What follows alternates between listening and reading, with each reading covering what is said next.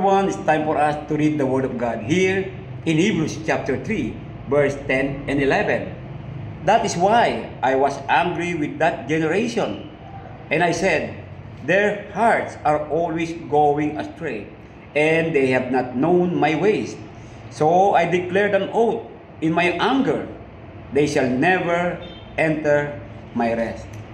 Brothers and sisters, a reminder of God for us today. Ano po ang ibig sabihin ng bersikulong ito? Dito po nagalit ang Panginoon sa henerasyon ng mga Israelita nung sila ay nasa disyerto, sapagkat ang kanilang mga puso ay nalayo sa Panginoong Diyos. At dito hindi na nalaman ng mga daan ng Diyos.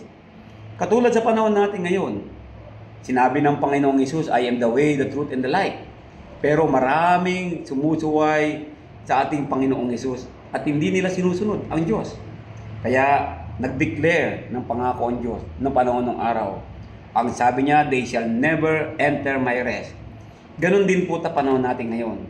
Kung patuloy tayong susuway at malalayo ang ating puso at hindi tayo susunod sa Diyos, tayo ay hindi rin makakapasok sa kapahingahan ng Diyos. Kaya mga kapatid, hanggat may oras pa, tayo ay huwag malayo sa mga daan ng Diyos at sa kanyang mga utos. Manatili tayong sumusunod sa kanyang mga kautosan.